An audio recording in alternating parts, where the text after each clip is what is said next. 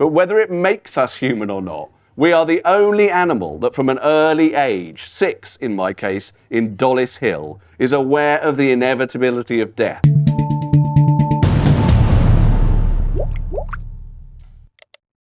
It's really great to see so many of you here. My name is Chine McDonald. I am director of Theos, which is a religion and society think tank. We explore the role of religion in public life, and we are really interested in theology and religion being relevant to kind of real life and to average people, which is why we're really delighted to have David Baddiel with us. Tell us about the journey towards the book. So when I wrote Jews Don't Count, there was a section in that was quite important in terms of understanding my point about anti-Semitism, because I wanted to make the point that anti-Semitism was racism. And it turned out that the easiest way of making people understand that anti-Semitism is racism and not what a lot of people think it is, which is religious intolerance, is to point out that I'm an atheist, but the Gestapo would kill me immediately. In fact, that my great uncle Arno, who was also an atheist, died in the Warsaw Ghetto. So it's a central point about anti-Semitism, which is that the racists are not interested in whether or not you're religious. It's the same now with white supremacists chanting the Jews will not replace us in Charlottesville. They would not ask me if I kept kosher before setting light to my house. So that was a central point. But then I realized that some people, not Jews actually, were confused by the idea of what an atheist Jew was. And I sometimes would explain it comically by saying, I don't believe in God, I believe in Larry David. But then I thought I should say more than that, although actually it is a thing. Like it turns out that like 50% of Jews actually sort of identify as Jewish but also atheists, which is unusual for a minority group associated with religion. And I once found out just how much this is true. Like around here, there used to be a synagogue in Hampstead. I'm not sure there is anymore.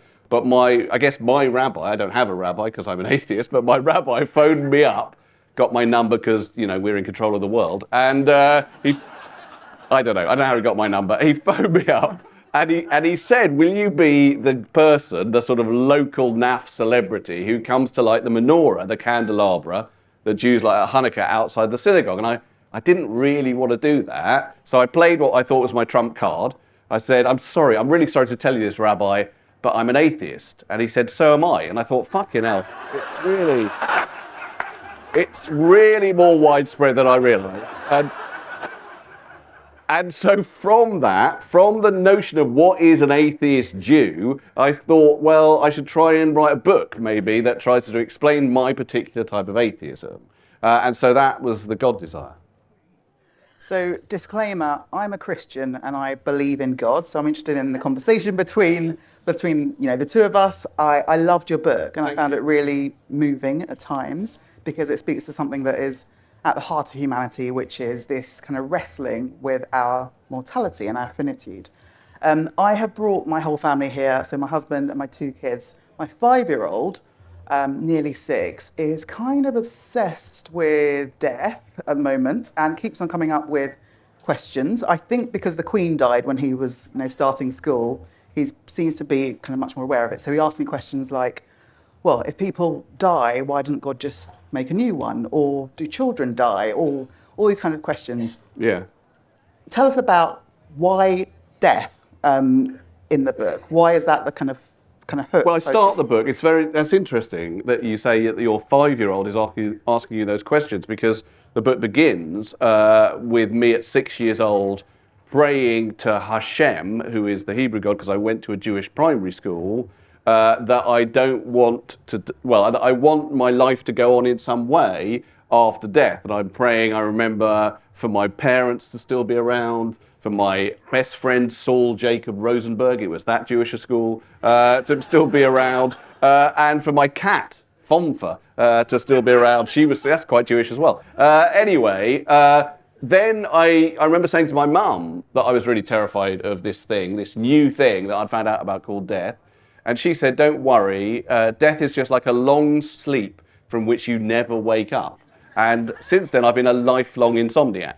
And I have. So I actually do think my insomnia can be traced to that. And I think that's really fascinating that your children, because I can't remember with my own children now, they're 18 and 22, having that moment where they first understood what death was. But I think it's very formative. I mean, I think I do in the book suggest that the thing that really separates us from animals, and we have a lot of different ideas about what separates us from the animals, I think far too many, because I think at heart we are animals, but one of the things is we have an awareness of death.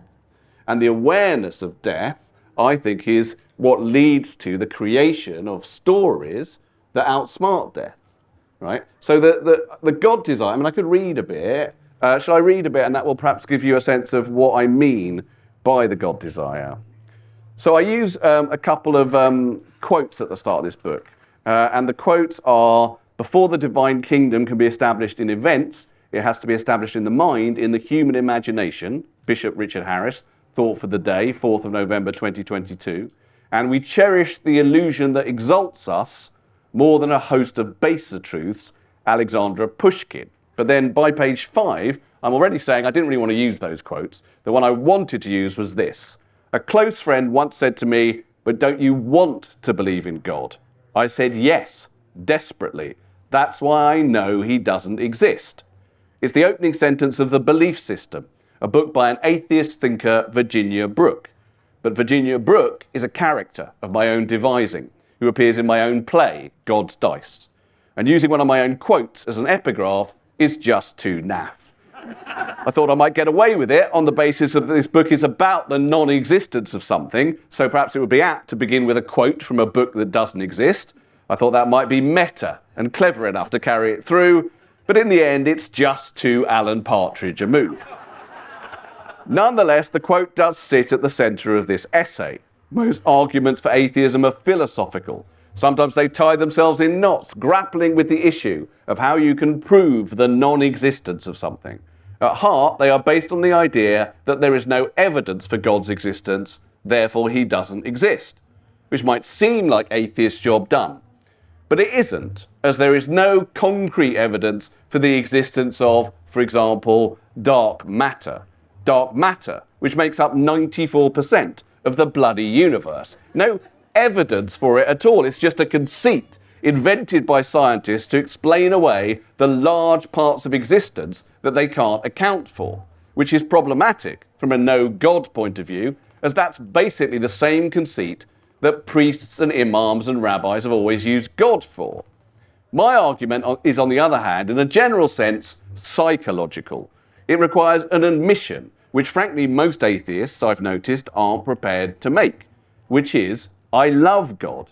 The idea, that is, of him. For the purposes of this polemic, I'm going to stick with the patriarchal traditional pronoun, although I believe a modern God would almost definitely have a Twitter bio that ended they/them. Who would not love a superhero dad who chases off death? Some non-believers reading this will think, speak for yourself. It's common amongst atheists in trashing religion also to trash the rewards of religion. Or to be more specific, to disavow the presence in themselves of what religion is there to serve. There is something a little macho in atheism. Some atheists divine, correctly, that what religion provides for human beings is comfort. And then, in a way that can feel a bit adolescent, they feel impelled to say, essentially, comfort, that's for babies. But humans, a subset of which includes all atheists, are babies, however old and intellectual and cynical they grow. No matter how adult and controlled we seem on the surface, underneath we are a hive of wailing, impulsive, immediate need. I'm happy to admit to my own babyishness. This may be because, or rather why, I am a comedian. Much comedy is just that, stripping away the facade of adulthood. We are all winging adulthood, truly. There's only one adult in the world whose age in his soul lines up with the age he in fact is, and his name is Michael Gove. I am flawed and shallow and scared and often desperately in need of comfort, both psychological and physical. I'm also someone, however, with enough self-awareness to perceive these as urges rather than as ideas. My thinking self, in other words, is distinct from my urgent one. Not all the time. I often find myself thinking I must eat now or I will die, even when it's only 11 in the morning. But I'm conscious, even as I think that that this isn't a logical way to understand the world, or even the phenomenon of feeling peckish. I know, even as I experience desire, that it is desire, and that desire provides no frame for reality. The God desire should not have to lead to the God delusion. Yet the desire is real. For me, it is the very intensity of it which alerts me to the fact of fantasy. The need to imagine that there is an exit door, somewhere through which to escape constantly oncoming death, is one that I can confidently predict exists within the deep recesses of most humans. And the pressure of that desire has always and will always lead to divine projection. People talk a lot about what it means to be human, about what separates us from the animals. Some of that is lyrical, love and empathy and stuff. I personally think it could be pinned down to the fact that we are the only animals who feel shame in defecating. But whether it makes us human or not, we are the only animal that from an early age, 6 in my case, in Dollis Hill, is aware of the inevitability of death. So it is impossible to look at the repetitive creation of legends across every culture and throughout history, which in one way or another outsmart death and promise immortality, without concluding that God is a projection of a very fundamental desire within us for it not to be so inevitable. Thanks. Thank you. To continue watching this video, click the link in the top left or in the description below, or visit iai.tv for more debates and talks from the world's leading thinkers on today's biggest ideas.